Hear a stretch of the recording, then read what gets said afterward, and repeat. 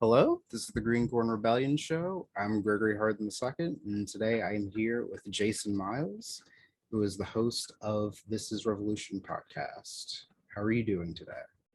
I'm doing just fine on a beautiful morning in Rosarito, Mexico. I don't know if you can see behind me, but the ocean is calm, Mm-hmm. and so am I, trying to prepare myself for questions that I hopefully am ready for. Whoa, whoa, whoa, whoa, whoa. Stop what you're doing. Okay. If you like this video and you like the other content on my channel, please hit the like button on this video. Also, go hit subscribe, like right now. And also, when you hit subscribe, click the bell so you can get notifications whenever I put out a new video. So, thanks. All right. Enjoy the rest of the video. All right. Well, first question I have here is where are you from and where did you grow up? I was born in Oakland, California, and I grew up in Richmond, California, which is a little ghetto-y suburb outside of Oakland, Berkeley area, and that's kind of what shaped me. I think growing up in that environment. I'm 44, so I definitely grew up in the middle of Reaganomics and what everyone loves to call the crack era. Um, Drugs definitely were a part of my life as my mom was addicted. Uh, but it wasn't the total boys in the hood existence, but Yeah. there's some similarities. Yeah.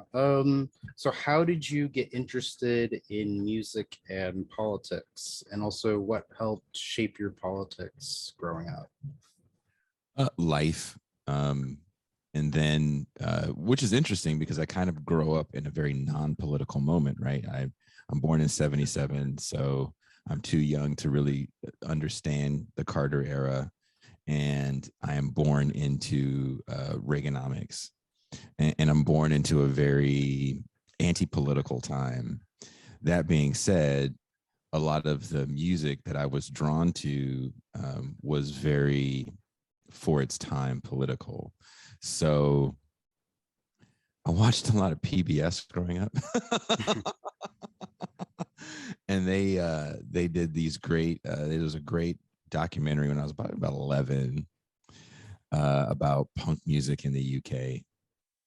And I lived with my grandmother for a time, and my grandmother was one of those grandmas that housed her nephews that were in and out of trouble, and one of them was much older, um, and he listened to stuff like Fishbone and the Bad Brains and Psychofunkapus and Fungo Mungo and all the stuff that you weren't going to get on mainstream radio or mainstream MTV.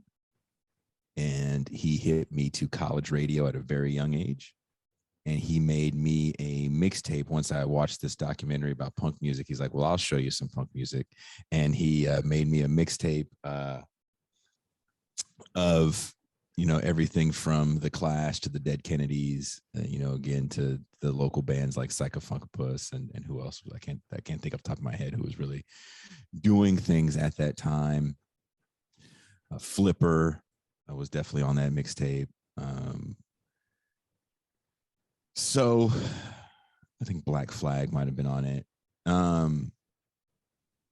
That was kind of my entry into this really angry stuff, but it was also lacking. My mom surprisingly dated musicians, and in my opinion, there was a time where Black people could play instruments and it was acceptable, mainly because the older generation before me grows up in an era where music programs are prevalent in school. So a lot of the famous funk bands that we have, like even bands like Confunction, you know, again, you may not know these bands, maybe your grandparents know them, but you know, bands like Confunction that are from the Bay Area, they get formed out of their music class.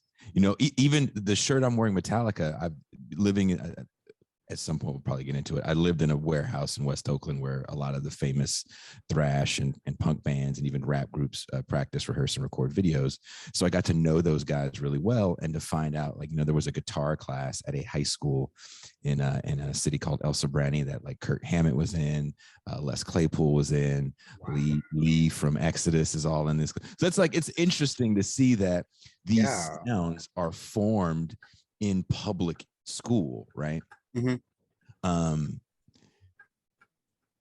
So to play an instrument and to want to be, you know, badass on your instrument, you're probably going to be in a class with like rock guys. You know, Jason Becker, who is sadly very ill with ALS. I don't know if you know Jason Becker, I've heard of Jason Becker, but he was a phenomenal guitar player in the early to mid 80s. That at 21, when he gets the job to take over for Steve Vai in David Lee Roth's solo band, he gets stricken with Lou Gehrig's disease, and he can no longer play. He definitely can no longer tour, but he has to create.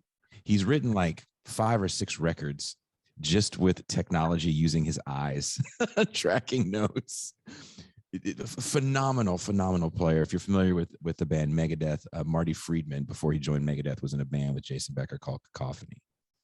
You can definitely watch videos of him online. You know, just an amazing shredder. Even Van Halen was like, this guy is ridiculously better than me. He's going to be the future. And it's very sad that he had Lou Gehrig's disease, but he's from Richmond, California, where I'm from.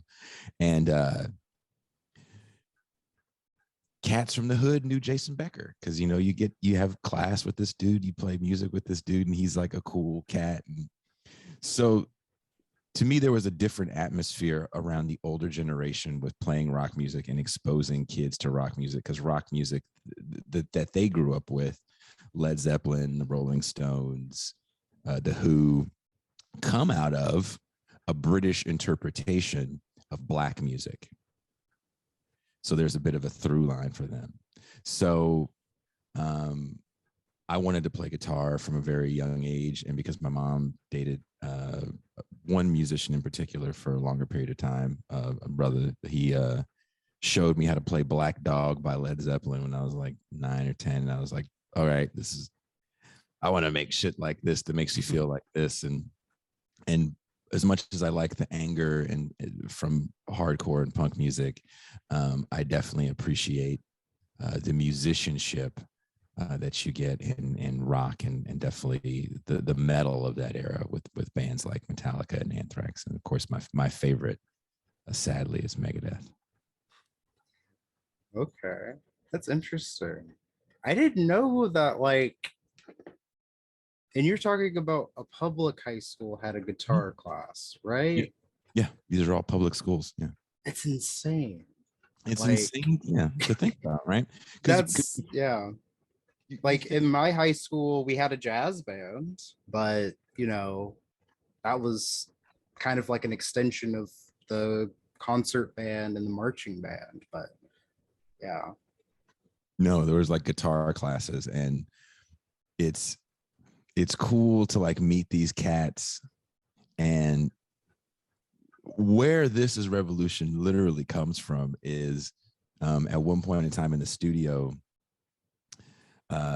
there's a big stage room that the owner had built out to be a nightclub at one point in time, and the city ended up shutting it down because it was very illegal. But the guy that had built it out built boats.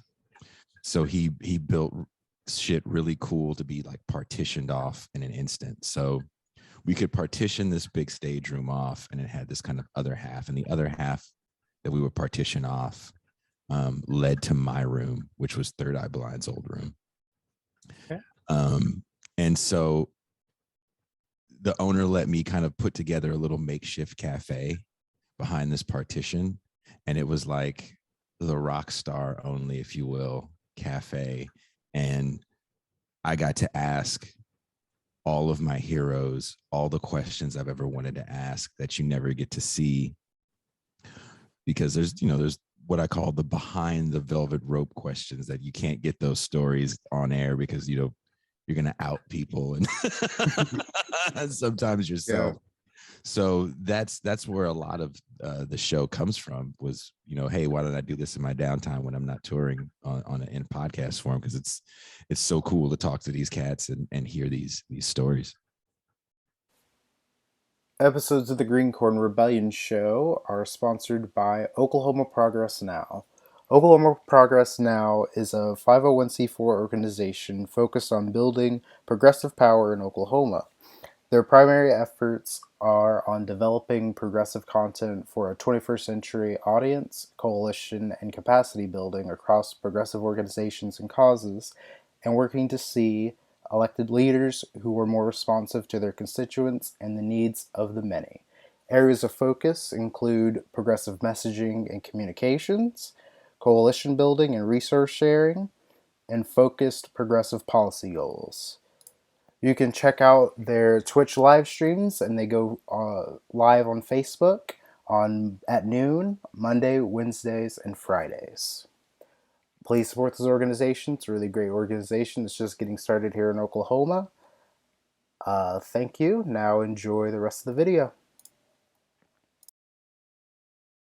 But yeah, that's really interesting. So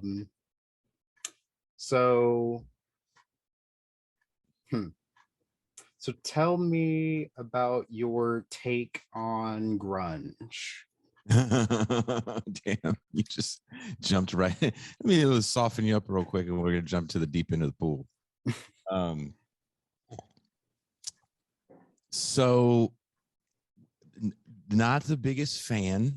I will say that I have gone back because of relationships musically I have with people that were kind of more into that scene than me, and listened to bands like Mudhoney that I didn't care for. I didn't hate them, I just didn't care for them. Mudhoney, and I've gotten to know people that were part of Nirvana and the Melvins, and like I dig the fuck out of the Melvins. I think I always liked the Melvins. But when you think of the Melvins, you don't think of grunge. Yeah. But they're probably the grand. You think you play a band like Tad. Yeah. Think of grunge. Yeah. To me, there's no sonic through line that genres tend to have. So grunge to me is more about a fashion aesthetic than it is a genre of music, because those bands are so vastly different. I listen to Mother Love Bone. I barely even think Pearl Jam. Mm-hmm. And that's where Pearl Jam comes from that band before the singer passed away. So grunge was a way to kind of lump everyone from Seattle into one little box, because we constantly need to put things into a genre box for packaging, and that's what grunge is to me. Because again, listen to what is the big four of grunge? What is it? Soundgarden, Pearl Jam, Alice in Chains, and Nirvana. They don't really sound alike. Nope. But if I put on the big four of thrash, they sound alike. Yeah. Or there's some common things here and there that you can say, okay, I can see why they're all thrash bands. Yeah, just tonality. Like there is a thrash. Again, getting to know these guys and their techs. One of the techs for Slayer, really good friend of mine. And one day he was telling me, well, if you really want to get the thrash, because I had read somewhere that on Metallica's first record they put a fuzz. Sorry, I'm a guitar player. A fuzz pedal in front of a Marshall. And that's how they get that tone. That's what I read. I don't know how true it is. And you go, well, if you really want to get the thrash tone, you do this, and you set it at this, and that is the 80s metal tone. And I found that interesting because that was the tone for everyone. Everyone did the same thing. Now, take this to grunge, I don't think Kurt sets his guitar up the same way as Kim Thal of Soundgarden. Yeah. Very, very different players.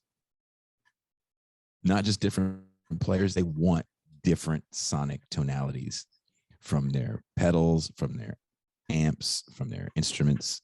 So and Jerry Cantrell is an entirely different beast than those two dudes. So to me, it's not a genre as much as it is a way for people to lump in, oh, this is music from the early 90s that came from Seattle, where most of these people were on heroin. There you go. That's grunge. But yeah, like I realized this a few years ago. And because like I've always, not always, so I guess for me it's always because I'm young, but like whenever I was like, you know, in high school, I started reading about different genres and stuff. And so when I got into nu metal, I had to read about all the other genres that bleed into nu metal, because obviously if I like nu metal, I have to find out what all these other genres are. Exactly. Yeah. And when it came to grunge bands, I was never really that into grunge. I mean, like, you know, it's influential, that kind of a thing, but I never really got too much into that kind of music, grunge. But I started to notice that, like, and even if you read long enough, you'll start to see people say like, oh, well, this Soundgarden song, yeah, it's grunge, but also it's alternative metal. And it's like, okay, yeah, I can see how that happens. And then you read about Pearl Jam, and they say, yeah, this is a grunge song or this is a grunge album, but there's also a lot of funk metal influence in this too. And it's like, okay, well, let's see. And then Alice in Chains, yeah, Man in the Box is grunge, but also this is basically just like a standard heavy metal song.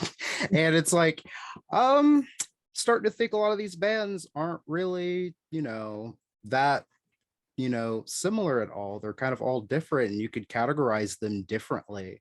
And I really started to notice this a lot more when it came to what they call post grunge, which is basically just bands who came out after Kurt Cobain died, who weren't from Seattle. The Jarl.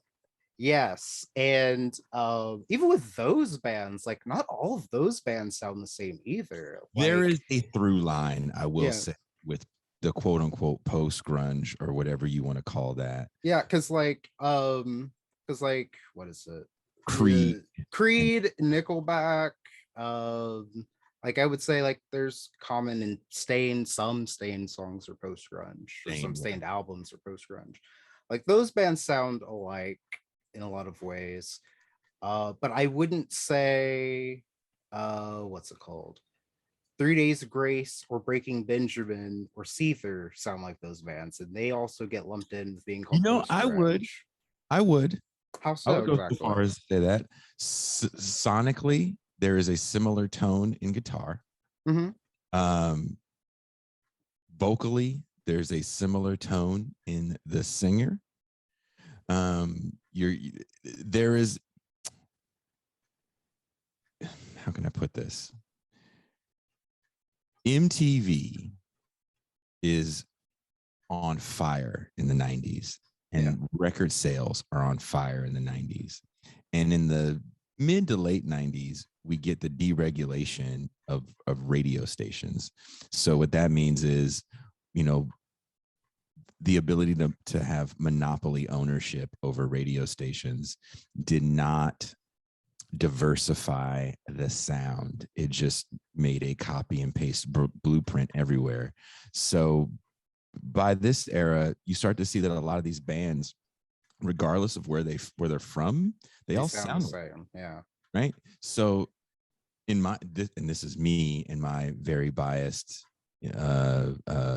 punk metal ears, Seether sounds like Saliva, sounds like Breaking Benjamin, sounds like insert one of these very large popish metal bands here, because there was a sound they were trying to get, which was I call it actually post Metallica Black Album metal. If you listen to Metallica post, and I actually wrote it's funny what catches on for people. So the piece I recently wrote got a lot of attention, but a few years ago I went back and listened to for like 3 months all the post Black Album era Metallica, Death Magnetic, fucking Saint Anger, the Loads, and listened to them a lot. And one thing I gathered from listening to those records was I felt like they defined pop rock music that followed. I feel that without that record, without Load, you definitely don't have Nickelback and Breaking Benjamin, because that's the first time Metallica tunes a little lower. Yeah. And that's the first time that the production changes, because now we're going away from the mid-range over the top guitar. It's still there to a certain extent, but the bass is very prevalent because Bob Rock is like, look, you need the full sound. So the Black Album is the first full Metallica sounding record. And this is coming from a guy that's a fan of the band, right?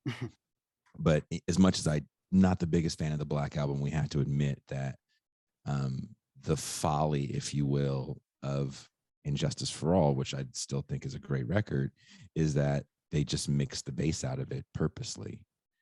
And the Black Album, to bring the bass back in and to have Jason Newsted playing a 5-string in some songs, and then by the time the Loads come to be, because they've been touring for like 2.5 years or whatever it was, or 3.5 years on the Black Album, they really settle in to this sound, and they have matured, and they're no longer making music for a few hundred of their friends at Ruthie's Inn in Berkeley.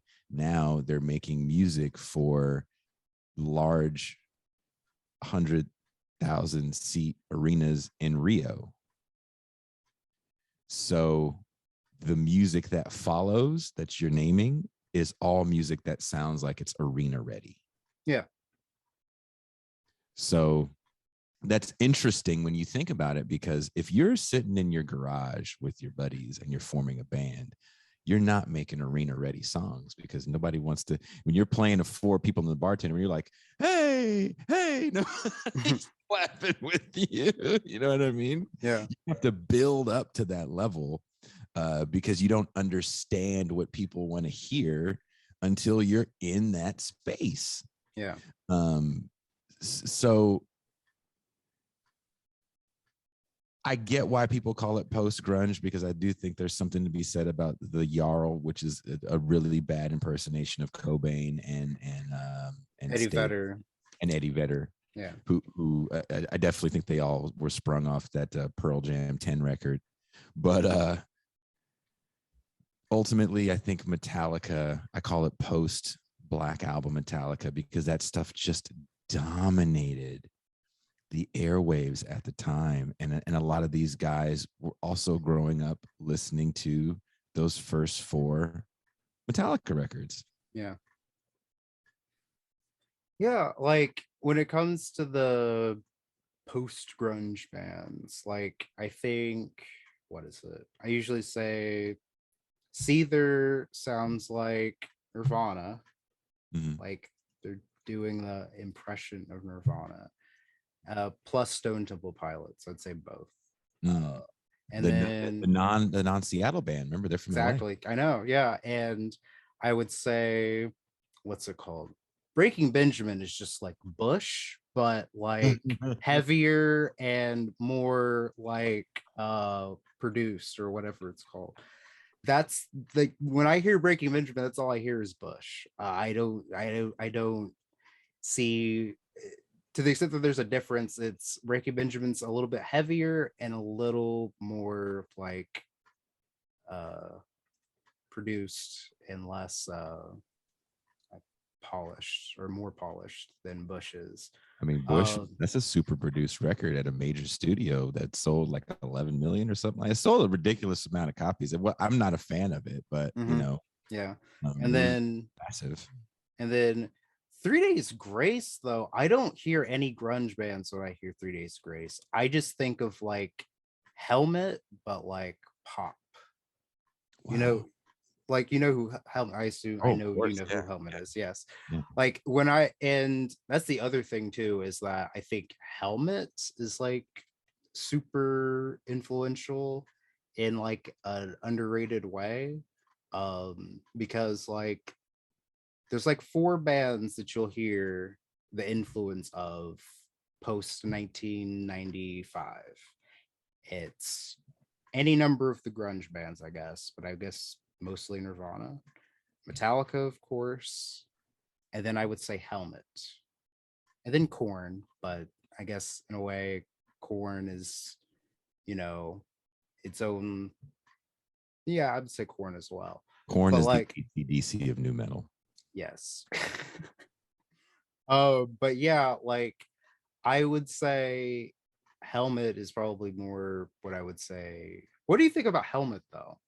Because I know people say Great guitar player. say what? It says, I think Paige Hamilton is a great guitar player. Yeah. I think Helmet, to your point, is one of those bands that a lot of people don't know. And they didn't, as big as they got, it probably wasn't big enough. There's also another band that was pretty influential around the same time, which is Sunny Day Real Estate. Yeah. Yeah. So for all of your screamo, emo-y metal stuff that comes out in the early 2000s, I think you can find a through line. And I've known a lot of those guys too, even the bigger ones, but of Helmet and Sunny Day Real Estate. And a lot of those guys even go all the way back to U2. A lot of those dudes were big U2 fans as well. Mm-hmm. Again, what's interesting is when we talk about music genres, I think we also constantly need to talk about like where people listening to music and starting their bands. And when we started it off talking about how these bands were formed or these people's skills were formed in school. By the 2000s, these guys have been watching MTV. They grew up literally watching 24 hours of music television, not 24 hours of reality television. Yeah. So outside of the programming that MTV had, you really just got music. It may have been kind of like the radio by the time the 90s roll around. Not so much new stuff, quote unquote, but you are seeing young people just hearing music. You to put on MTV, you're just going to hear music and commercials. That's what it is, and you can see videos. So I understand why by the time the 90s roll around, the mid 90s roll around, the sound starts to get very eclectic, because I do look at Public Enemy and Anthrax's success of Bring the Noise, kind of showing people that mixing genres to that level is okay. And not just Public Enemy and Anthrax. I think the success of Faith No More was, I think, it'd be their 3rd record, but the first record with Mike Patton, which is the real thing, that actually showed me as a musician that there were no boundaries on what you can do. And I think their record following that, Angel Dust, really digs into that. We are going to do whatever the hell we want to do sonically, and record sales be damned. That to me is really cool. And I think if you really want to get into new metal, which I know ultimately is what you want to talk about, all my friends give a big middle finger to new metal, with the exception of like my drummer, who is a huge Korn fan. He's a lot younger than me. And generally because the genesis of that music isn't necessarily as anti-authoritarian as I think the people that listen to it think it is. It comes at a time where the music that was the bad kid music. Like I grew up in an era where like if you wore a Metallica shirt, you were probably gonna fight, right? It wasn't jock music. It wasn't played on the radio 100 million times a day. There was no mandatory Metallica hour. They were opening when they were playing these arenas at that time, right? And so by the time nu metal really takes off in like 94, 95, and definitely 96, Metallica is a bona fide humongous rock act. And now they are quote unquote jock rock. And nu metal to me was more of an extension on that, like a derivative, if you will. Like let's oversimplify this sound that we like. We like the crunchy palm muted sound of guitars, but we can't play solos. Yeah. So let's get a wall of amplifiers and we're going to have massive tone. And the drummers that are in nu metal, which really to me makes the change, are extremely good and are funky. And to bring in a DJ or to have a rapper was interesting because now we're crossing cultures. So nu metal is definitely like an outgrowth of mall music. Like, let's be honest, that music says nothing more than fuck you, mom. But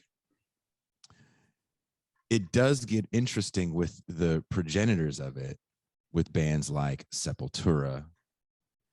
I'll even throw Machine Head in there. Yeah. These guys actually do have the legitimate chops. And Roots and Refuse Resist are two of my favorite Sepultura records. And I think you can call them proto nu metal records. Oh yeah. I would say Roots is definitely a nu metal album. Yeah. I'm getting goosebumps just thinking about that breakdown at the end of Roots, right? Mm-hmm. Machine Head's first record, Burn My Eyes, heavy as hell. There's solos in that record. Yeah. But much like grunge, yeah, it becomes a fashion aesthetic. So if Korn is just being themselves, a bunch of dudes from Bakersfield, which probably looks like, honestly, where you're from, and Bakersfield is Nashville West, is a country music town. There is a Bakersfield country sound. So these guys being the antithesis of the country sound in the kind of country bumpkin town, wearing hip hoppy clothes, throw the Deftones in there as well. Yeah. Throw Limp Bizkit in there as well. I throw Incubus in there as well. There was something interesting about what they were doing because you're literally really mixing genres. And some of it to me actually sounds really good. I am a huge Deftones fan. I think those guys definitely grew out of a nu metal moniker. I love to hear Chino's explanation of why he does Back to School. I don't know if you ever heard that story where the record was done. It had been out for like 6 months and the label was like, we don't hear a hit like Corn Yeah. And he has to go back. He's like, fine, I'll just do this shit to shut you up. And it becomes this hit that they don't like playing live. Yeah, they even left it off of the 20th anniversary of White Pony last year, which is insane when you think about it, right? Yes, because like that's like one of my favorite Deftones songs. So like when I read that story about how it ended up on the reissue of White Pony, I was like, oh, that's disappointing. I'm probably never gonna hear this song live ever. Yeah. And it's a good song too. Like I like it when Chino raps. I'm disappointed that he hasn't rapped since then. But like because he's not some year old young man anymore that is even hanging out with those same people. Yeah. I was around during that time, but in a different world. I actually was in the hip hop world at that time. And The Deftones were kind of around because they had just signed to Maverick, and their friends from Sack That Rap. They were definitely around those dudes. So I can understand the influence. I mean, hip hop was massive at this time too. We have to keep in mind that in the 90s, hip hop definitely becomes ripe for advertising. No longer are the gangster rappers, quote unquote, the CNN of the inner city. Now with the Chronic, which I think is a very important record for this reason alone, it's not about being the CNN anymore of the hood, where they're killing someone in every song. Now it's a lifestyle brand. Gangster poverty is a lifestyle brand. And I think there's two records that come out around the same time. And it's The Chronic and Illmatic. Mm-hmm. And those two records, to me, for hip hop, really make the gangster lifestyle, the inner city lifestyle, a branding exercise. It's perfect music for the post-Reagan Clinton era. Because also during this time, we're starting to see a lot of financial deregulation. Yeah. And by the time 94 hits, the financial deregulation is allowing, we're pretty much seeing the end of Glass-Steagall. So even though people always tout 99 as the end of Glass-Steagall, you really see it at around 94. Yeah, because they stopped enforcing any kind of antitrust, like during the Reagan years. Yeah. It didn't really, the deregulation literally starts in 79 when you really want to go back. And that's about credit card interest rate caps. Yeah. So when you look at 94 being this massive year of deregulation and also a massive year of like musical tragedy, right? We have the death of Kurt Cobain, which is pretty much for a lot of people the end of important music. But you also have Green Day releasing Dookie in 94, which starts the pop punk genre, if you will. Yeah. Which is really interesting to me, because if punk is supposed to be antithetical to mainstream society, right? We are the finger in the eye to the establishment.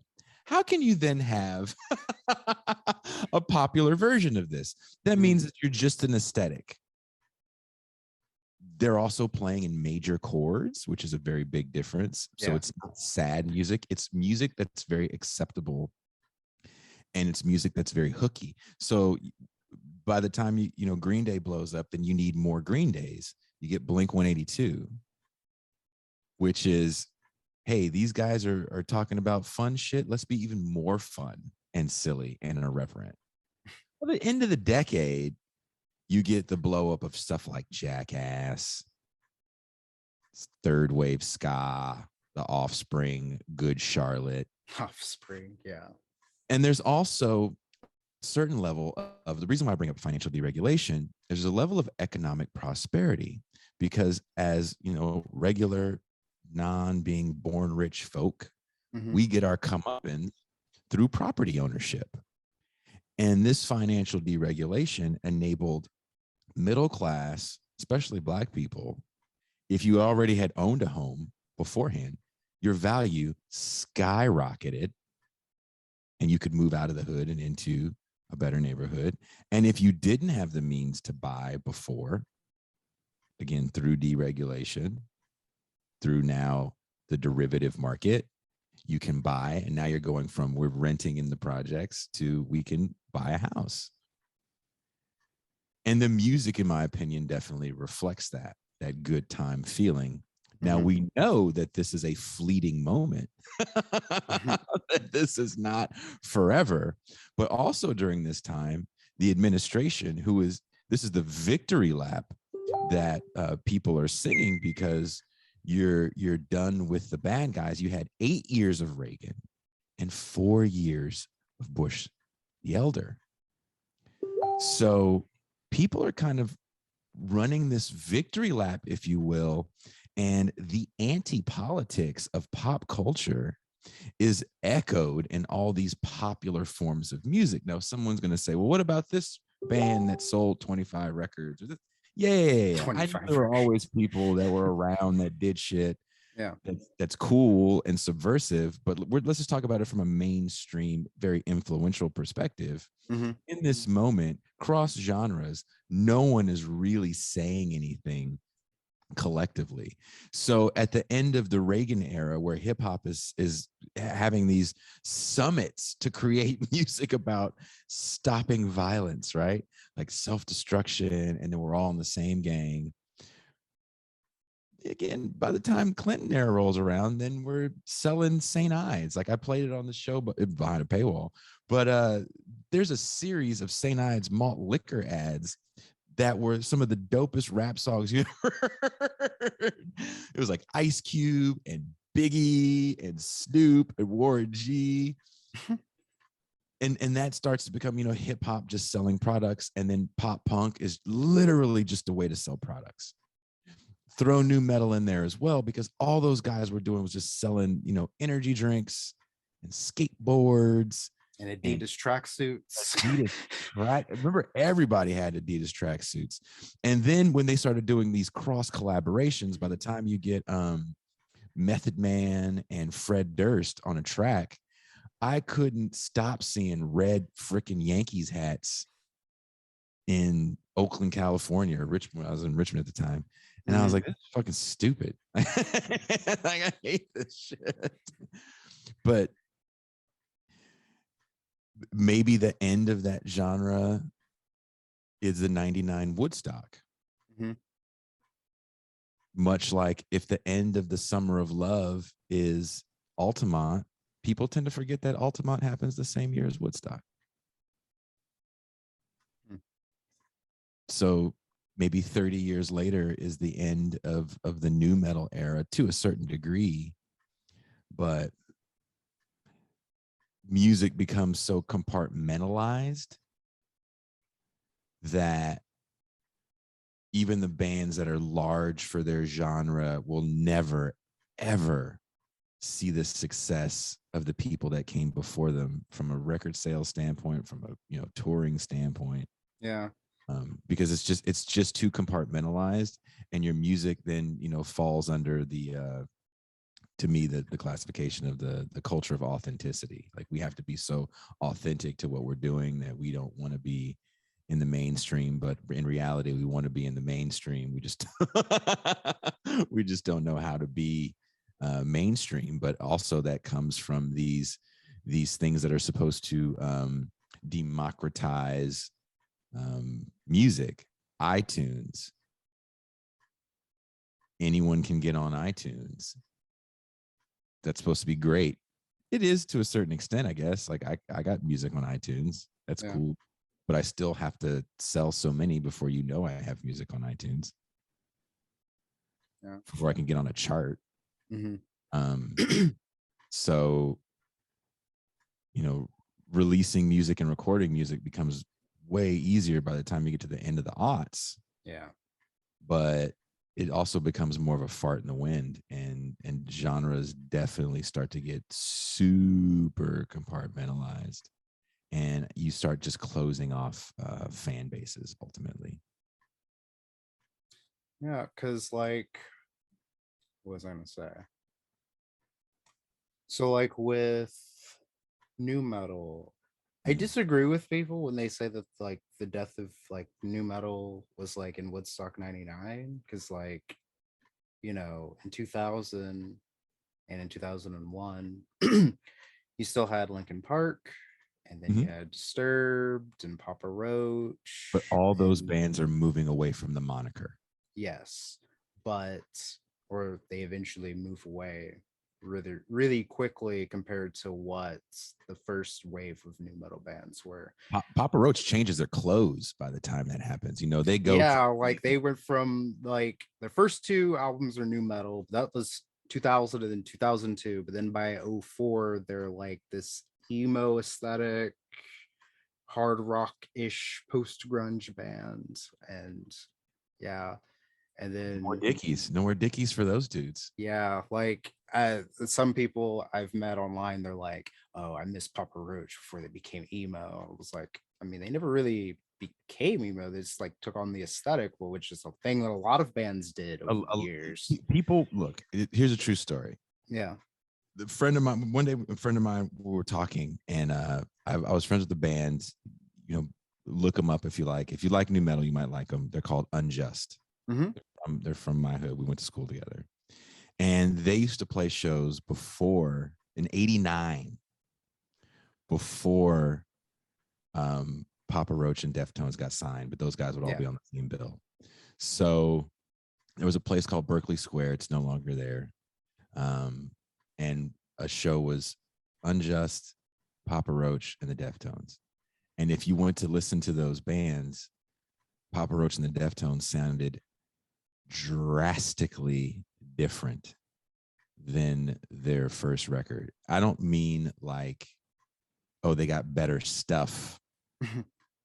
I mean, they were totally different bands. Yeah, like Papa Roach used to have a trombone player. Yeah, very, very different bands. And I'm not saying, you know, people are posers or fake, and I hope it doesn't come across that way.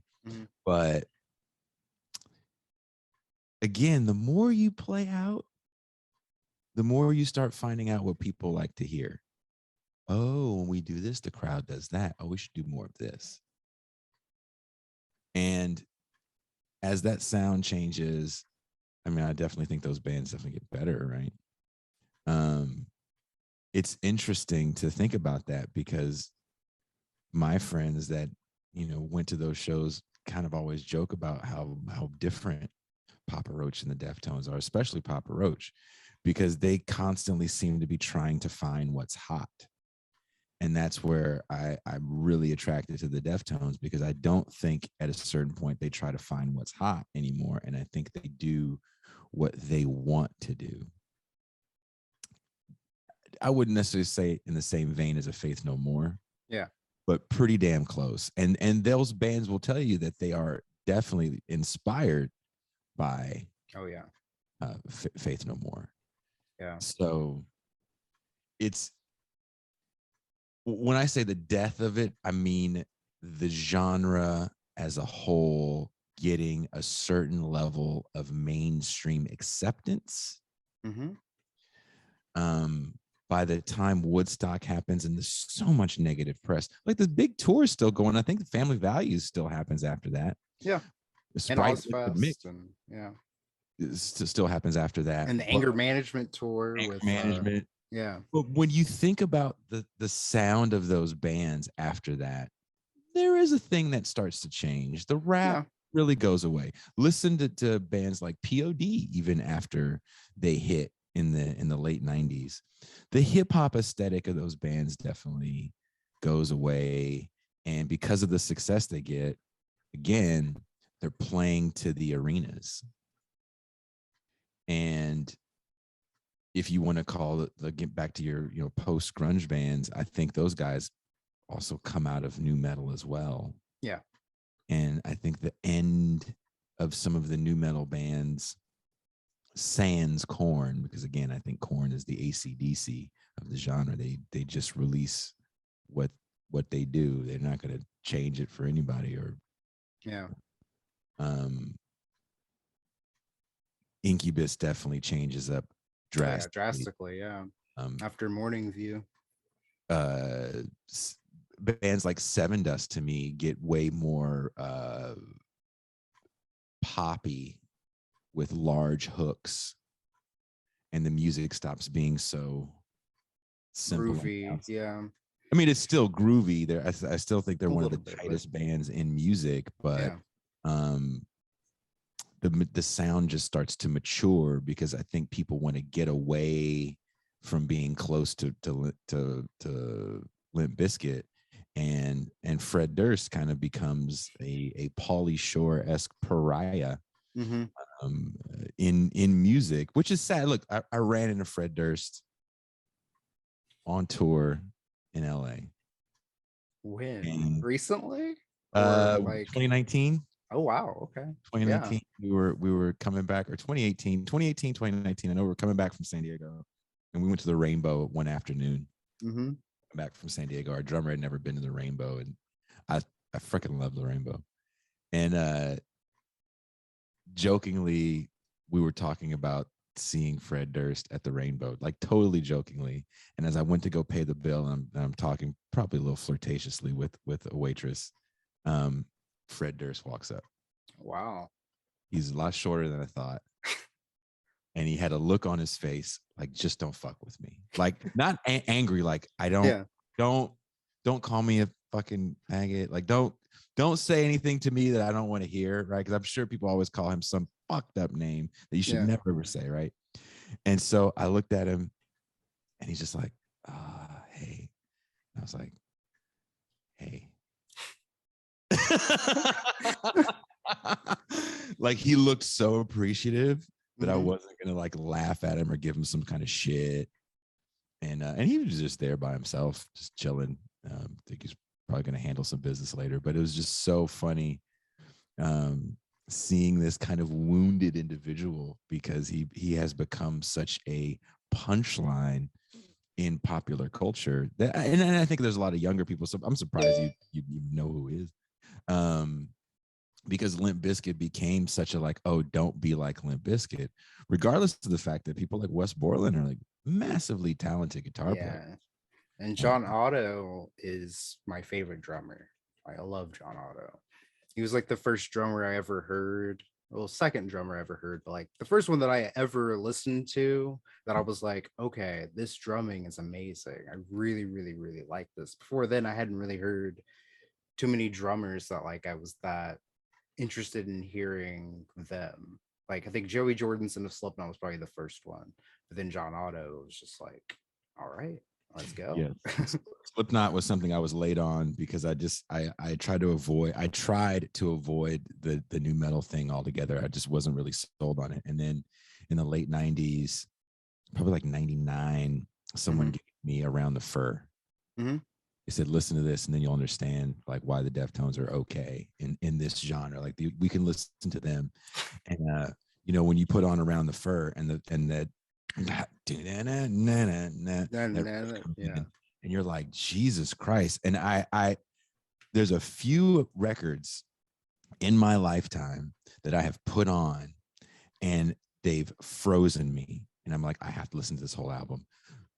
The first Megadeth record, as badly as it's recorded, the cover art frightened me because it looked like a madman's basement. So even though Dave Mustaine went back and like, get rid of that art, and like, I fucking was terrified by that record. It sounded like, that whole record to me, maybe it's the bad recording, sounds like a serial killer. This is the soundtrack to being in the serial killer's basement. Megadeth first record for me was way more frightening than anything Slayer did, because Slayer seemed a little bit contrived. Not so much with this. I thought it was just naturally frightening, scary, heavy music. When I first heard Around the Fur, I was like, oh, if this is new metal is amazing. And as I went to go try to find more bands like that, so when I first started the show, I actually used to make playlists for every show. And the second show I've ever done for This Is Revolution, it was about new metal. And there was a question that I had asked. I think I told you this in a chat. There's a question I had asked a lot of my friends that were in the genre, like Chris Contos from Machine Head, and guys that came a little after in large bands. Yeah. Do you think the initial backlash of new metal was racist? So we did a whole show about that. And you'd be surprised at how many guys are like, oh yeah. They were like, oh yeah. And a lot of it to me really sucked. Like, we ended up making this new metal playlist where we were trying to figure out like what new metal songs we put on it. And we made sure not to put Incubus, Deftones on it. And we didn't put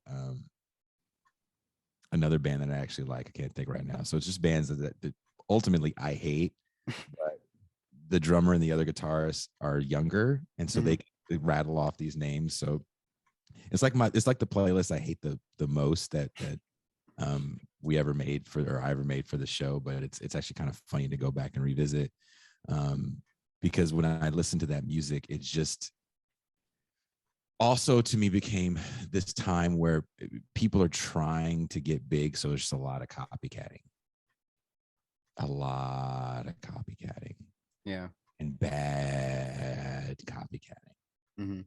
So if Roots and Burn My Eyes are the standard bearers of what the genre could be,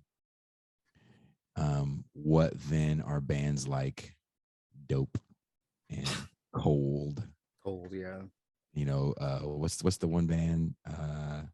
American Head Charge, or They kind of were heavier. yeah. What's the they're called Devil Driver now. What were they? Oh, Cold Chamber. Yeah, I felt like that's who we were about to say. Yeah. Cold Chamber. You know, it. You listen to some of that stuff and you're like, oh, this is really not cool. There's no soul to this. This just literally sounds like you guys were all trying to cash in. That's just my opinion. There's people probably listening right now. They're like, man, fuck that guy. I love fucking Dez, man.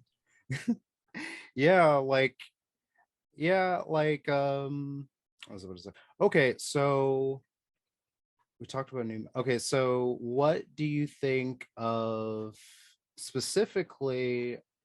So two things, I guess. So, or three things. Yes, three things. The genre of. No, I'm not even going to talk about that. Genre of groove metal. So like bands like Pantera. And then bands. What was the other genre I was going to mention? How did I lose that so quickly? Oh no. But no, let's talk about groove metal, because I think, yeah. So, oh no, funk metal. That's it. Groove metal and funk metal. So those two genres, they kind of, I would say, in today's world, like I guess last 10 or so, 15 years, I would say there's no real such thing as a funk metal band anymore. And if you're going to hear anything that is new and is metal with funk, it's going to be some type of new metal band. But is with group metal just funk metal? Say what? Is it new metal just funk metal? See, that's what I was going to say. Is like, because like before new metal's like 94, you still had rap metal and funk metal, and those are considered to be like two separate things, which they are. But like with funk metal, you had bands like Faith No More ish. Most of their stuff was funk metal. You had Rage Against the Machine, and you had what other bands? Those are like the bigger ones. Well, but there's some smaller ones. But like what I'm saying is like funk metal itself kind of ended up going away and just kind of becoming part of new metal. Because like even a lot of like early Incubus stuff, that would just been called funk metal if it came out in 1990 as opposed to 97. Right? Early Incubus. Listen to Fungus Among Us is a Faith No More ripoff. Yeah, Brandon exactly. Will tell you that early Incubus is a Faith No More ripoff. Yeah, I've gotten to know Faith No More very well, and kind of the progenitors of all this, which we haven't mentioned yet, is a band called Mordred that not a lot of people remember. So Mordred, really good friends of mine, love those guys to death. Are having a big resurgence in their career right now, because they actually were doing interesting things during the lockdown. They started to do like a variety show and shit like that. And that's the first band in 1986 that incorporates a DJ with metal. So if you want to talk about funk metal, their drummer right now, their original drummer, I forget, he does something for Google, so he doesn't play with them anymore. So they have Jeff Gomes from Fungo Mungo, another band that is on the forefront of quote unquote funk metal. And when you think about all these guys, again, back to this incestuous scene that they come from, Fungo, Mordred, Primus. Yeah. Primus was another one I was going to mention. Yeah. All these guys are homies. Merv. All these guys are, they jam together, play together. Even Third Eye Blind has Orion, the bass player from Fungo Mungo. That was his post-Fungo project. That music is interesting to me because when I was talking to, again, I get to have these great conversations, and I became really good friends with Jeff Gomes of Fungo Mungo and now Mordred. And he was telling me about taking No Doubt on their first US tour. And it was funny, he's talking about hanging out with a very young, underage Gwen Stefani. And these guys, to me, again, are the progenitors of what people want to call funk metal and all this other shit. I think when you try to get overly try to classify too much, of course there's going to be bleed, because ultimately these guys weren't trying to do what they think got classified as. Jeff didn't necessarily like metal when he first heard it, and he grew up with Rob Flynn, who gets in Violence, later forms Machine Head, and the Testament guy. Like, they all grew up together. And Forbidden, all those guys grew up together. It's just the thrash metal dudes got I guess they all got deals around the same time. Yeah. And there really was no place to put quote unquote funk metal, because you know who else was doing it at the same time? It was the Red Hot Chili Peppers. Yeah. And they were working with people like George Clinton. Yeah.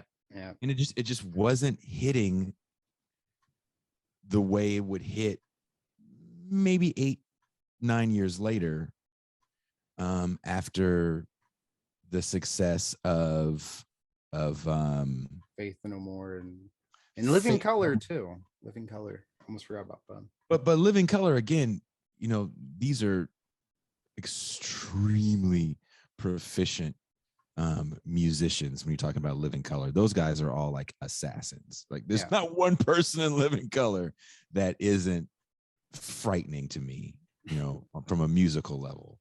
And they just came in and blew the doors off with those early singles off that first record. And let's be honest, I think they are a victim of, what do we do with these black guys? The only band that I think was able to get beyond that to a certain extent is Bad Brains. And maybe that's the genre that they start in. Maybe that's the time they start in. I don't know. But I don't know a band that gets that level of respect like Bad Brains, where they're one of the few people that can play. They've transcended race in rock music, because Fishbone still hasn't. And I think Fishbone might be one of the more amazing, again, talk about like musical assassins, frightening musicians. Yeah. Every iteration of that band. Sorry, bill collector. Every iteration of that band has had frightening musicians. Like, those motherfuckers are badass. In their 50s, they're still killing it. Yeah. And they are a victim too of like, well, where do we put these black guys that do gospel and punk and funk and reggae in the same song? Yeah. Where do we put them? And it's because of those classifications that I think gets really stifling for music. Yeah. Because the Red Hot Chili Peppers are one of the few bands that were able to go beyond their classification. And I'm not a fan of them, but they're able to kind of go beyond their classification by the time they hit with it was their cover song, the Stevie Wonder cover song. Yeah, Higher Ground. Yeah. Higher Ground. Higher Ground hits at the perfect time for them. Again, we're coming out of the Reagan Bush era, and there's a feeling of goodwill. What better song than fucking Higher Ground to come out of that? And then when they do that record was a Blood Sugar Sex Magic. Yeah. Just takes them off into a whole other stratosphere. And if you were to talk to every member of that band, maybe not for Shanti, but they're hugely influenced by Fishbone.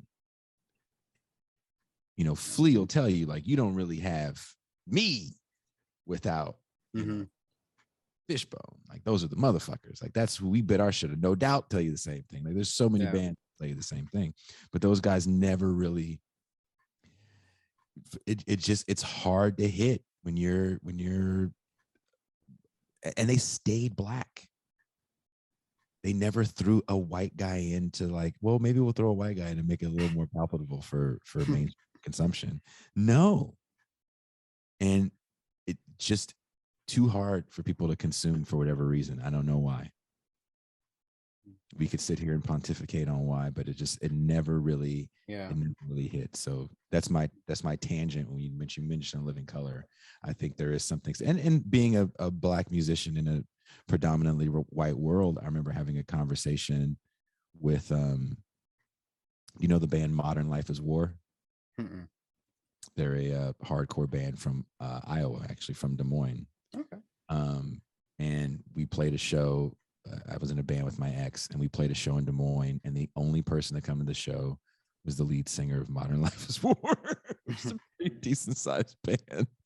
And we got into a conversation about, you know, musicians of color. And, you know, even he had to admit, like, at some point it's a novelty for some people. You know, think of bands like God Forbid that tried to sell themselves on the fact that, you know, there were Negroes in the band. You never want people to put you in their CD rotation as like the token group that we listen to. Because when we think of like musicians of color, you never think of Kurt Hammett as being your favorite guitar player of color, even though he's Filipino.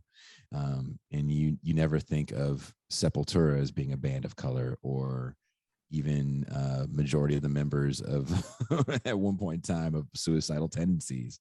Or you never think of Rocky George as being your favorite guitar player of color. So it's frustrating that the genre is still controlled to a certain extent by that mind frame. But that's where nu metal to me became interesting, because it was such a hodgepodge of gender and race and culture. And one of the better bands that never got classified as nu metal, but if they would have been on a bigger label, I think they would have been nu metal, is Candiria. Yeah, I know what you're talking about. Again, frighteningly amazing musicians combining jazz, fucking 90s era hip hop, and the thrashiest, heaviest of hardcore, again, all in the same song. With this front man that looks like he could have been in the Native Tongue family in the 90s. He could have been in Wu-Tang if he wanted to be. And here he is fronting this hardcore group. I think nu metal makes that a little more acceptable, to the point where you have these younger groups in the hardcore world like Jesus Piece, where you can have black frontmen that are legitimate stars in the genre. And for that, I think we have to give nu metal a little bit of credit, but we also have to look at why the backlash then on that genre so hard. And I think that backlash definitely comes from the fact that you did have so many people of color in it, definitely changing the musical paradigm. Again, Deftones. Yeah. Abe is the only white guy in that group. Yeah. So how much longer time do you have to talk? I'm chilling, dude. I'm home alone. I got some editing to do later, but that's fine. Okay, because I got about an hour, and I wanted to ask you a little bit more about some stuff. Go ahead. Yeah.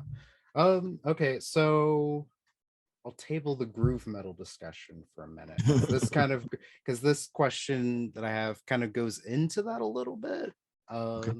So you're well versed in hardcore and the different types of like hardcore music, right? Like I genres, guess. I guess.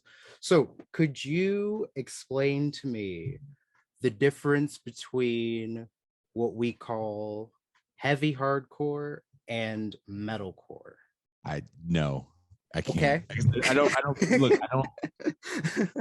We had for a short time in my band Bitter Lake. We have this revolving door of bass players. Whenever we want a bass player, we tune really low, Mhm. like to the point where there's special strings that I have made for the guitar players in the band. Um, and we had a bass player that's a little older than you, and he works for a band called Story So Far. Yeah, heard of them. Yeah. So would be like the person we would always ask questions to because we didn't understand a lot of shit. We're like, what is this something something core? What the fuck is that? Isn't that just metal? Metalcore to me comes out of the East Coast sound of bands like Anthrax doing quote unquote crossover records. Yeah. When Scott Ian would do shit with like MOD and SOD. I definitely, and then DRI. I really think DRI is the band that defines the metalcore sound, which is to me just thrash metal with breakdowns opposed to guitar solos. Yeah. But what was the other one you said? Heavy hardcore. I don't know what the fuck that is. If look, let's just be honest. Capitalist realism. If I found a name for the bullshit that I do and I can sell it as that, I'm going to sell the bullshit I do as this thing. And then some person that wants to like make their bones in music journalism that, you know, wants to write a bourgeois ass article about my derivative bourgeois ass music, then they're going to tell the world that I am doing something totally new. It's heavy hardcore. I have different clothes than the guys that do hardcore. If they're wearing baggy basketball shorts, then I'm going to wear skinny jeans and dress kind of like a weird fascist and a black shirt buttoned to the top. And I'm going to do whatever I can do to be a different enough, but the same thing. We played a show one day in this kind of fucked up part of California.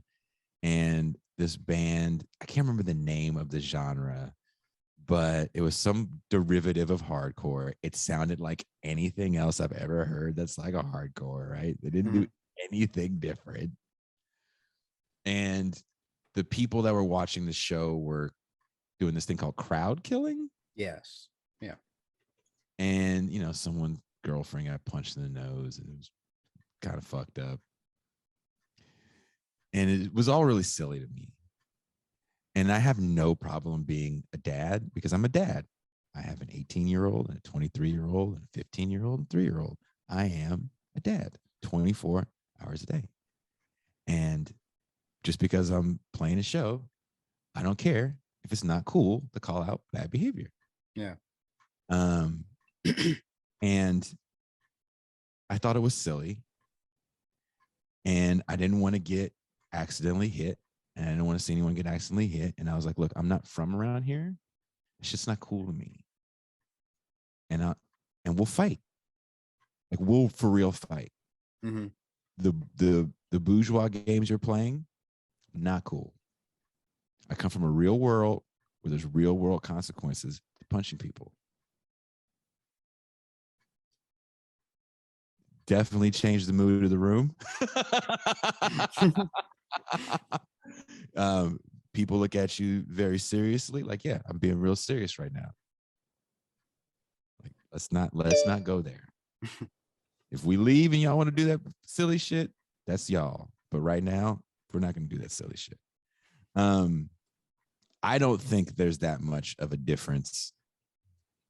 I think what you see now is just a bunch of young people thinking that you can make money in music and you can't. So it's like, well, how do I market myself as different? Then I'll be heavy hardcore. Okay, sure you are. You sound just like hardcore.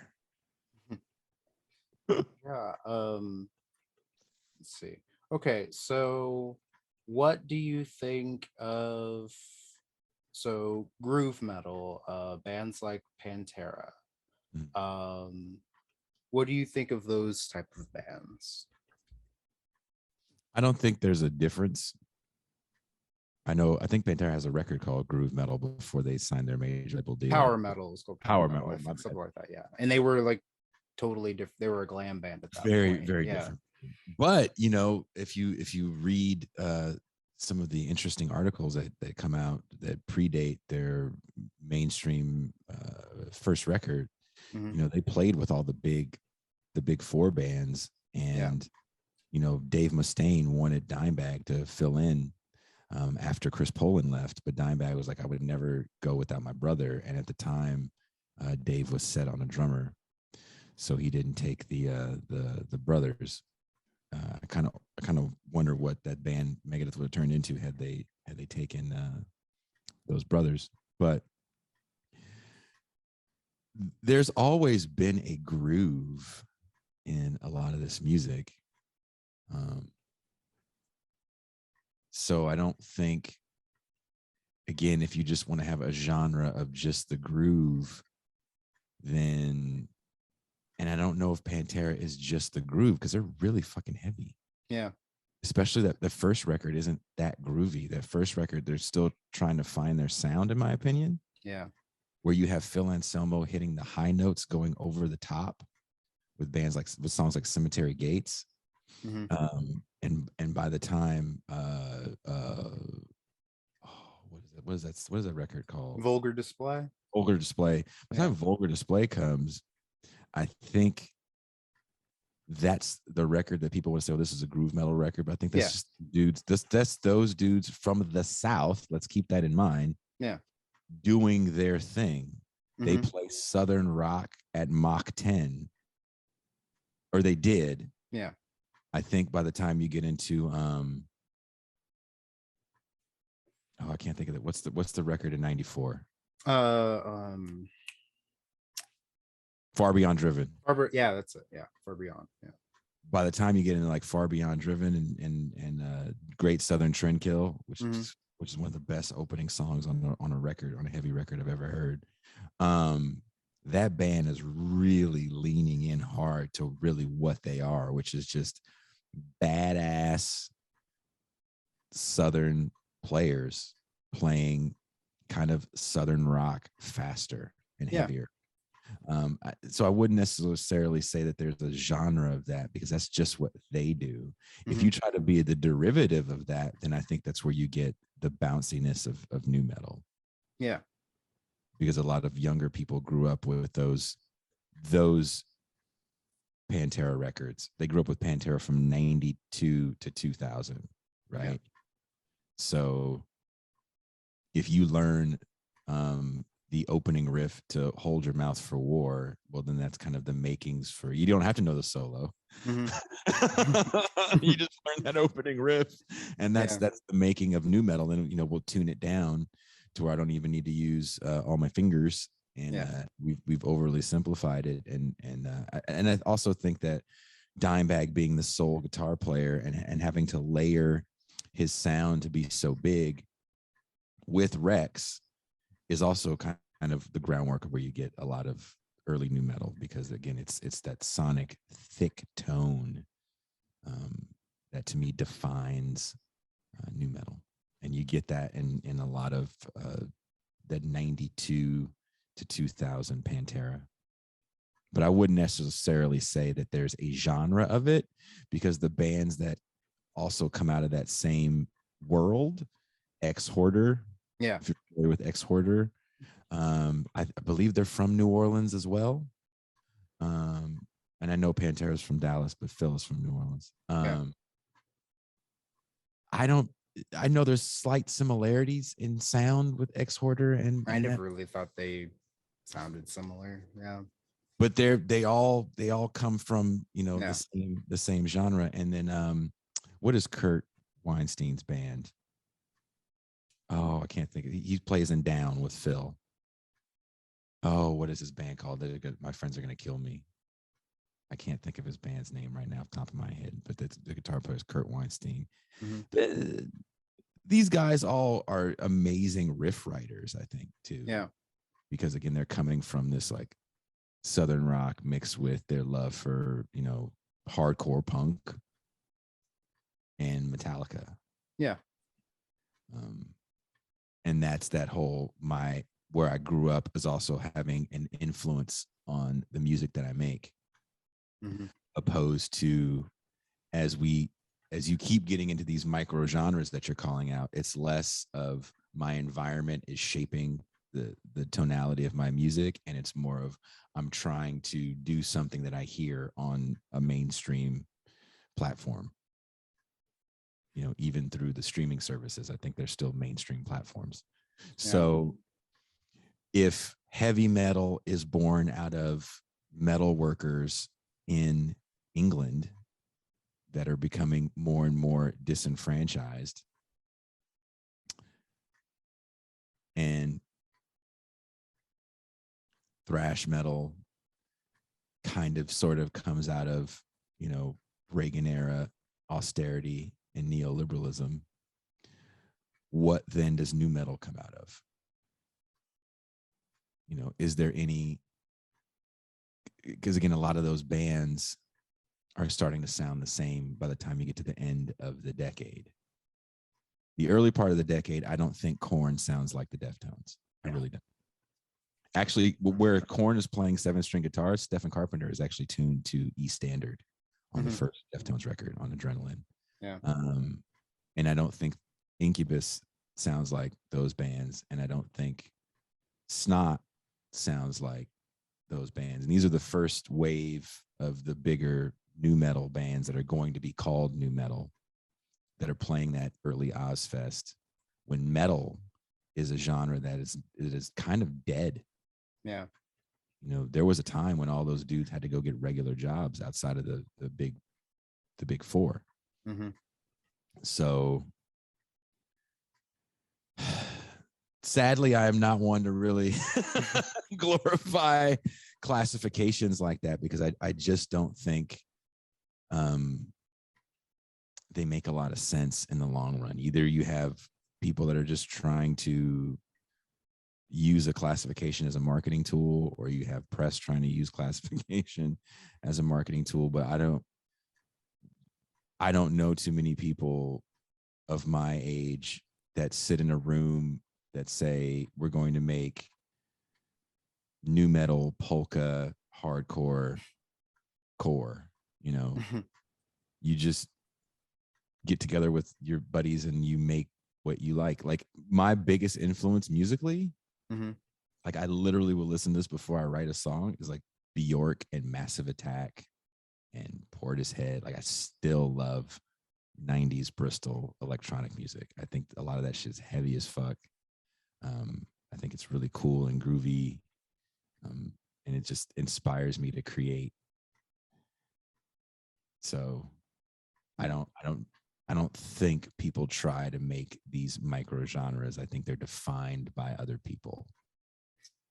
Yeah, I agree with that. Especially if you read back to like the 90s and early 2000s, a lot of these bands were being called nu metal.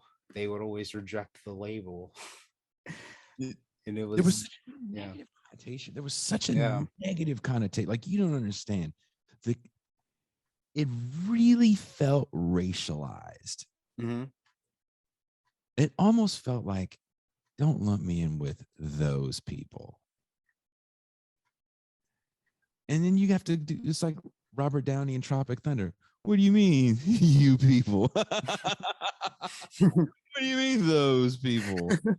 And it's like, you know what I mean, the N-word music. And it kind of felt like it was becoming a bit of like N-word metal. And I'm sure the crowds were changing.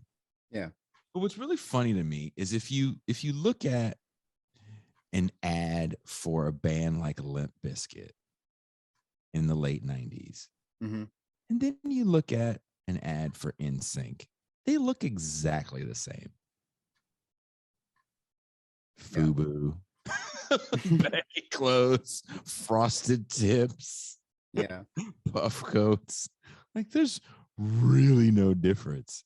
Yeah. And then you're like, look, this is just pop music to you're selling it to a different person. Yeah. You know, not every 12-year-old young girl in the suburbs wants to hear Britney Spears. Yeah. So you give them Avril Lavigne. Yeah. So Yeah. That's funny. Yeah. Let's see. we'll think about it. Think about Yeah. this. Let's go back to grunge. Yeah. If the paradoxical existence of Kurt Cobain is that he embodies both the culture of deconstruction Mhm. and the culture of authenticity. Yeah. But he's been, and his band's been packaged. Excuse me. The packaging of rebellion sells 11 plus million records. That's insane to think for the people that came before him, where, you know, he's kind of the next phase of. Black Flag never, ever could think to play those size rooms, to sell that much music. They were never going to do that. Yeah. But by the time Cobain comes around, you can do that. Everything is ripe for marketing. And to me, nu metal is just marketing. It's just marketing. You know why bands stopped wanting to be called rap metal? Because it was bad for business. Yeah. Call me something different. Don't call me nu metal, call me groove metal. That's what we want to be called. Because nu metal is bad for business. And if people like Cobain were torn at the fact that his anti-authoritarian, even anti-MTV stance was being taken and sold, the derivatives of him, the people that come after him, want to be sold. Yeah. If my generation is the first generation that's constantly being, and people slightly older than me are the first generation that are like constantly being sold to, what then happens, Greg, to your generation? That means you came up with parents that have crazy brand recognition. You come up in the internet. It's already a common thing. It's ubiquitous by the time you're born. Yeah. Reality television is ubiquitous by the time you're born. And social media is ubiquitous by the time you're born. So the idea of just the self is kind of the world that you live in. What is rebellion other than a brand exercise for so many people in your generation? Yeah. I'm not saying this as a pejorative to your generation or to young people like, oh, you can't do anything because you're stuck in this milieu. I am not saying that. I'm just calling out this thing that I've observed because it's fascinating to me how we can even begin to think about things like socialism or even begin to think collectively when, again, you're literally born into the century of the self, ramped up tenfold. And the pop culture, the music that you digest is the music of the century of the self. So if the 60s were a time of protest songs and coming together as a unified force to stop the war, for civil rights, for women's liberation, what is the unifying cry in nu metal? It's very inward music. It's about me and my sadness and my pain. Nothing collective in that genre whatsoever. And everything that, you know, precedes it as well. So musically, I remember when Trump got elected. Do you remember when people said this? There's going to be some great music made. Yes, I remember that. And good comedy too. That was a lie. It's gonna be great music, it's gonna be great art, da, da, da, da, da, da. And then you have to ask yourself, okay, are you saying this because you feel that the art movements of the 80s were great, or are you just basing this off of your love for Basquiat?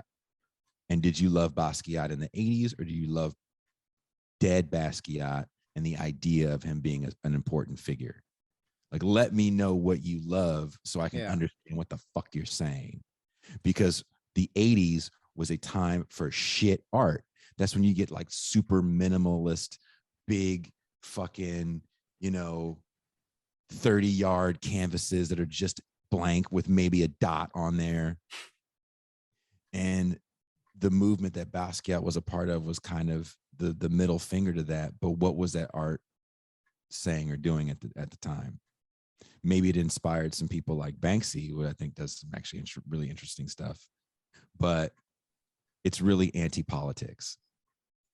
And there's so much anti-politics that are coming out of the Reagan 80s. And to me, the anti-politics gets doubled down on in the Clinton 90s.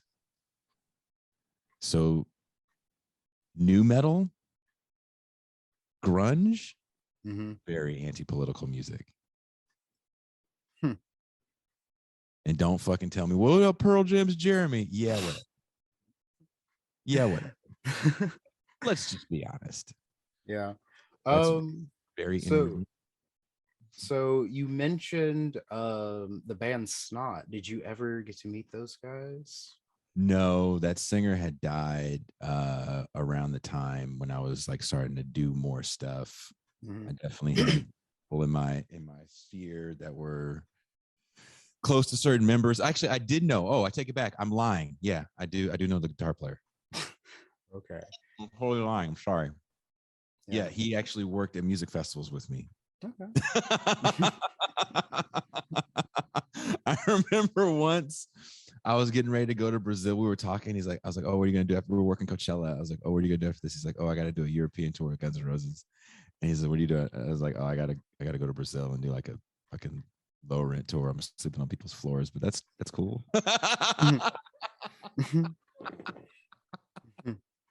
So yeah, I forgot about that. I totally forgot about that. Yeah. It's a really nice guy, actually. Yeah. That's cool.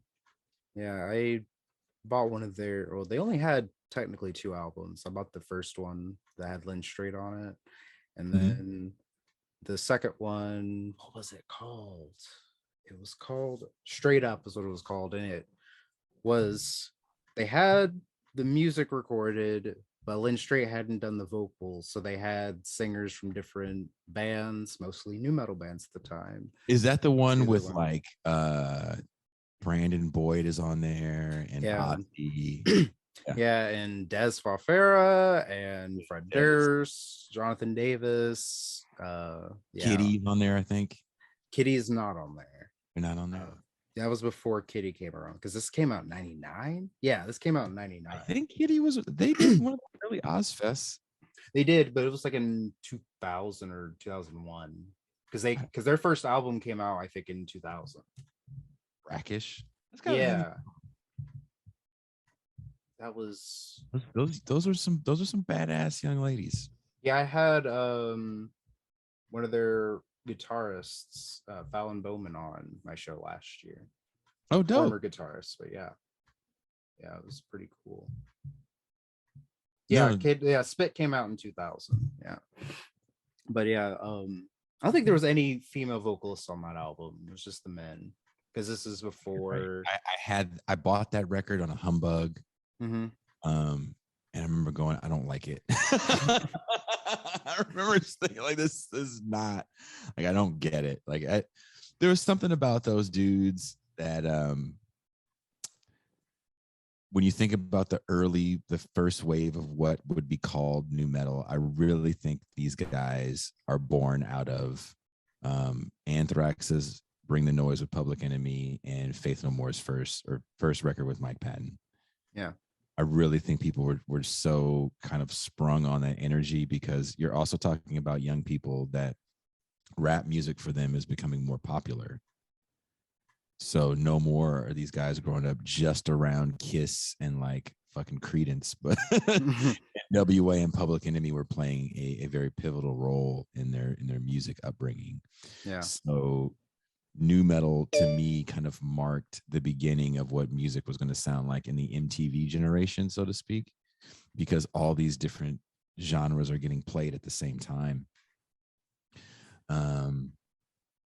But sadly, again, I think it could have been interesting,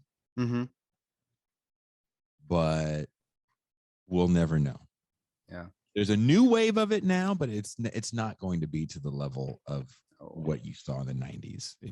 Because again, everything is so micro genre, and these young people aren't going to get on a platform large enough to touch that many people. Like, you know, Ozfest is one thing, Lollapalooza is one thing, but terrestrial radio, MTV, these are massive platforms that don't exist in the same way. So you're never going to have bands that are going to have Metallica level or even Limp Bizkit level success. Yeah, it's sad to see too, because like there's a lot of good bands that are like the newer wave of new metal bands. Like Issues is probably the best. Have you heard of Issues? I used to know their tour manager. Yeah, that band is probably the best of all of them, because they're mixing jazz with funk and R&B and pop, and it's metalcore and it's progressive, and it's like, oh, they're but then it starts to become, because so we were in Colorado, and we're staying at their tour manager's house, and he's a friend. He tour managed a lot of bands in that of that ilk. Yeah, I call them the Warped Tour bands that I didn't like. and that, hey, look, Greg, I want to say this. I'm old as shit, and I'm not supposed to like everything new. So that's okay. It's not. It's not for me. It's not for me. And he's explaining to me, and he's a little younger than me, and he's explaining to me what Issues sounds like, and it was a good gig for him. He had a really nice play, and so he's explaining to me what they are, and I just remember me and my ex were looking at him like, that sounds horrible. And he goes, I know it sounds like shit, but you got it, dude. These guys are huge. It's great, and ultimately, you know, you're like, whatever.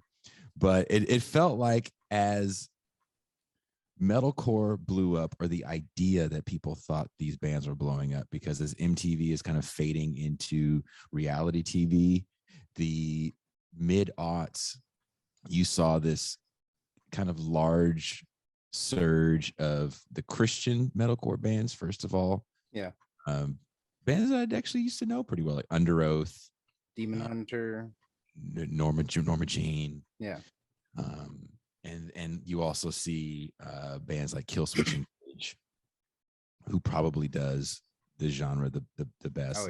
Shadows Fall. Now, all these bands are a derivative of this short-lived band called At the Gates. Yeah. And At the Gates does this thing called Swedish death metal, where At the Gates is bigger in Europe, of course, than they are in the States. They also come from really smaller countries, smaller than the United States, so big is a relative term. And it's not just At the Gates. So, you know, there's a few other bands that come out during that same time. But At the Gates is like Bay Area thrash metal tuned down and ramped up times 100. And it's really intricate, and it's really interesting. And those American bands that come after At the Gates, to me, are just the American interpretation of what they were hearing coming out of Sweden, which was Sweden's interpretation of what they were hearing coming out of the States. So it is kind of interesting seeing those bands, and those bands got to a certain level of success, but their success was never as big as the people that came before them. So where Killswitch Engage got, you know, relatively large for the time, they were nowhere near even a band like Anthrax. Yeah. or Exodus. They were nowhere that level of like record sales success or even touring success. Yeah. But those guys come from a bit of a different world than their progenitors, which is they come from a very DIY world. So those dudes were not afraid to get in vans and travel all over the planet. Yeah. And play and play and play. So where I'm glad, even though I don't listen to them that much anymore, I'm glad they still are able to exist. And they're my age and they're making some of the most interesting music. I just heard a few songs from Every Time I Die. Mm-hmm. Blew me away. Yeah. And I'm not hearing too much of that from the newer, younger crowd, because again, they're just trying to figure out what's hot and then duplicate it. Mm-hmm. And that's what to me was the quick death of metalcore was, how do I duplicate this? So I need my hair to go a certain way. I need a white belt. I need to play these ESP guitars. Okay, I need this amp. Mm-hmm. Yeah, I was about to say, what do you think of band? I think some of these are like the Warped Tour bands. So like, what do you think of like Bring Me the Horizon, Asking Alexandria, of Mice and Men? What do you think of those that iteration of metalcore? What do you think of those bands? They're just the outgrowth of how do I sell more product as the music becomes profitable. Yeah. And as record labels start being run by a different type of capital, much like movie studios. Mm-hmm. So as movie studios are run by, these mega monopolies that are run by people that don't come from the film studio world, but necessarily, these CEOs and CFOs come from the finance world. You're looking at finance capital running art. So you run that shit like a very cost-effective business. So you're constantly trying to find a cost-effective business model. So the accident that happened recently with Alec Baldwin is probably going to be a little more common, because no more are these the actions of rogue directors. Yeah. Like John Landis, the horrible accident, the death of those 3 people, 2 children that didn't have to die, in Twilight Zone, the movie. That's a rogue director running roughshod over the system, and he was able to do it. Now it's just going to be about, it's more like The Crow, where it's like, where do you shoot a film cheap? Yeah. How do you find non-union labor? And we get these films made. Accidents be damned. And I think those bands that you named come out of that same model of, we need a dude to look a certain way. Mm-hmm. And they need to sound a certain way. And they're going to be all over Warped Tour and Hot Topic. And those are what I call the Hot Topic bands. Yeah. Those guys dominated Hot Topic, and I'm sure they sold more t-shirts than records. Oh yes, definitely. Because that's the thing I learned as I got older, was that what was it? Because I was into those kinds of bands whenever I was like in high school, and that's when those bands were like the most popular. Like I liked like a couple of their songs here and there, but like I wasn't like, I didn't really see what everyone else saw when it came to those bands. And like as I've gotten older, I've revisited some of it, and it's just like, okay, I can see, like, I like some of this a little bit more. I don't necessarily see it as being as good as some other stuff, but like I can see where people liked it. But at the time, it was like, I knew more people who had, what was that shirt? The Bring Me the Horizon Sepulturnal shirt or sweater, who actually owned like the album or the CD, or even had it completely downloaded on their phone. They would know like a couple of songs from the album. Like I think at some point I knew more songs from the albums than they did, but they just like had the shirt, they had the wristbands, and like it was like insane to me at the time. And like it's merchandising. yes, think in I got a story. Yeah. Here's Yeah, a go story. ahead. And I'll say this about Bring Me the Horizon. My brother, I have my brother's 10 years younger than me. Mm-hmm. And I love my brother. Shout out to Joel. I love you to death.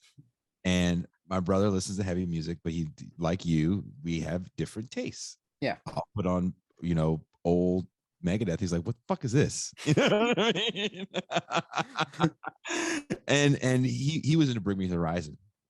And he goes, dude, this is the heaviest shit. I'll never forget this. We were in our room, and he plays. He had a really nice sound system, and he plays Bring Me the Horizon. That we will never sleep. Sleep till sleep is for the week. Yeah. Diamonds Are Forever. Is that what it's called? Yes, that's what it's called. Yeah, Diamonds Are Forever. Yeah. That shit came in, and I was like, oh, what is this? I was like, God damn, this is. I was like, play that shit again, run that shit back, play it again. The way that comes in, you're just like, okay, these motherfuckers aren't playing. Yeah.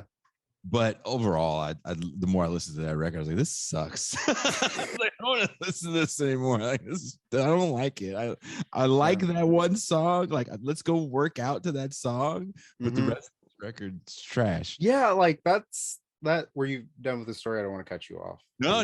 Go and comment. But go yeah, ahead. like when it came to a lot of those songs from that era, like I think this is like an interesting era of like metalcore-ish, and even some of like the deathcore stuff, but like which You talk kind about of my bleeds friends there. there. Say what? Talk about my friends there with the deathcore stuff.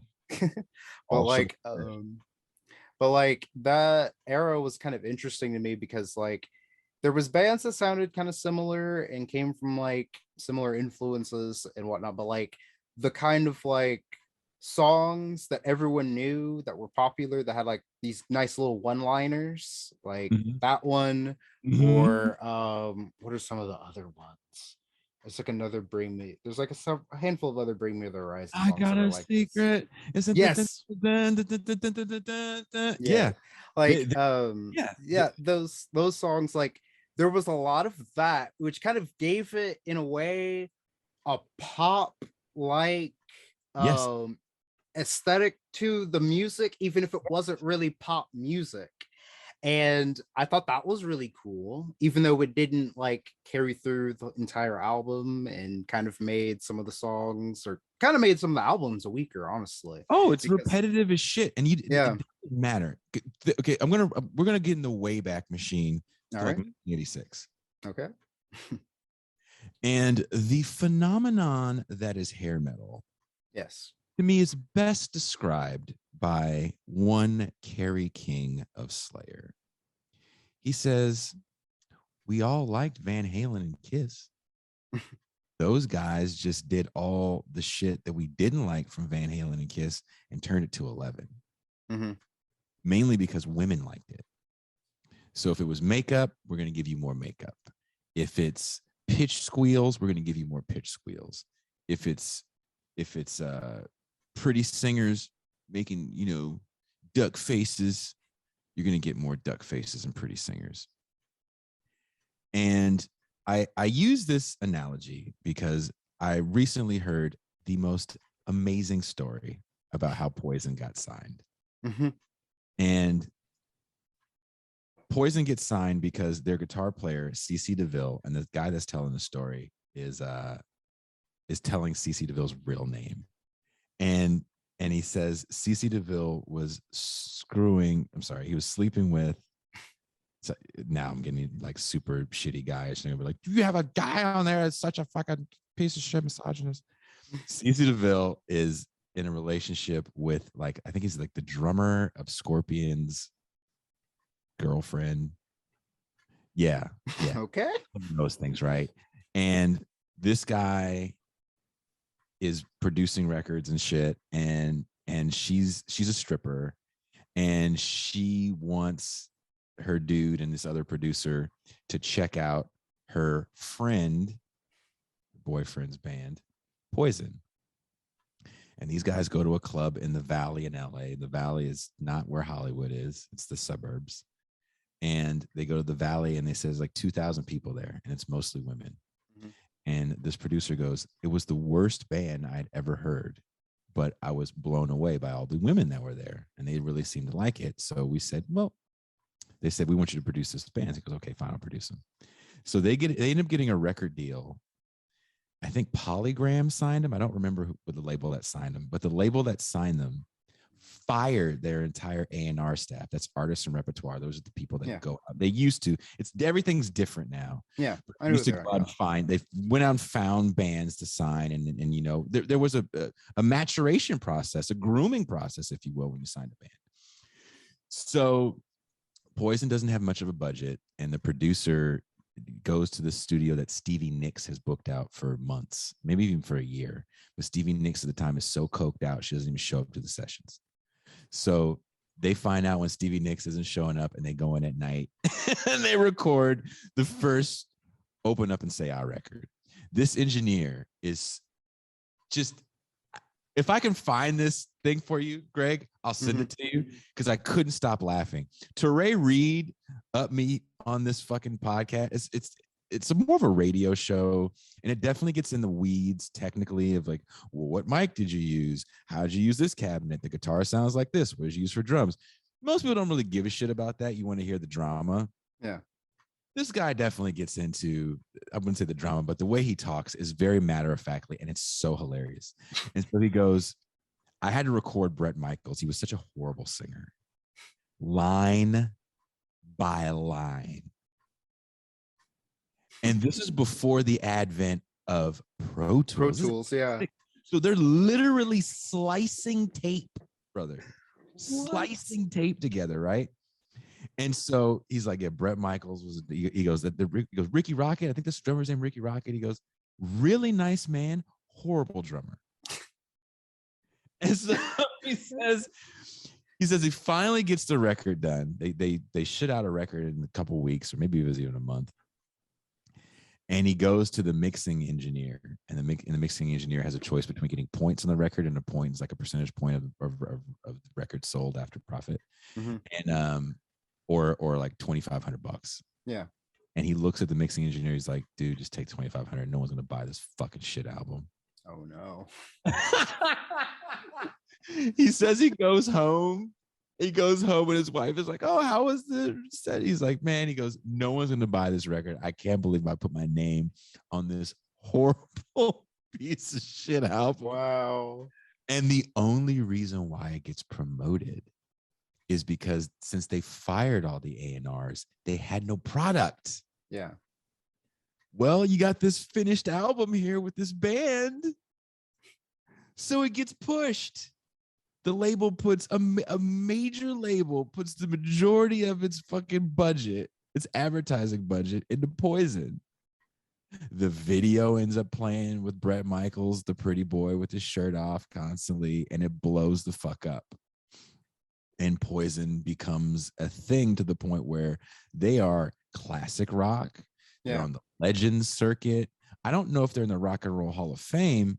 No, but they're an extremely successful, very, very well-known band, and their origins are hilarious. Again, this guy's talking about how like bad they were and how they couldn't play they literally couldn't play outside of CC their instruments. But this is music that was created for a rabid consumer culture. And that is the music that you're describing.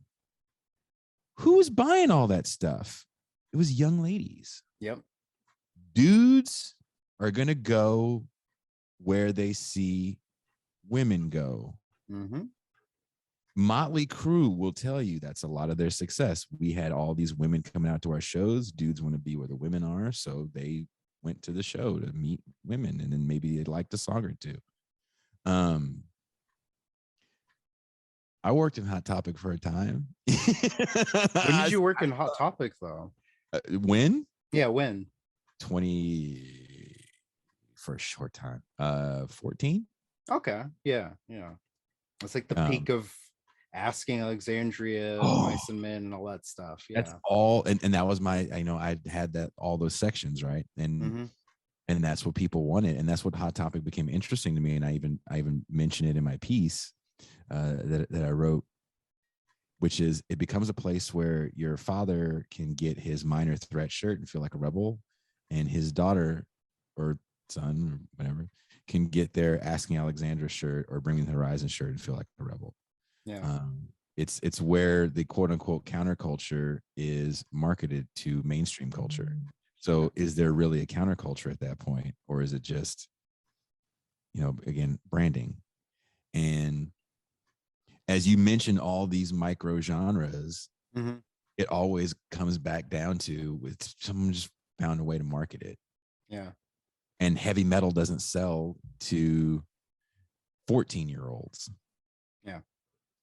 But calling it something different definitely does. Yeah.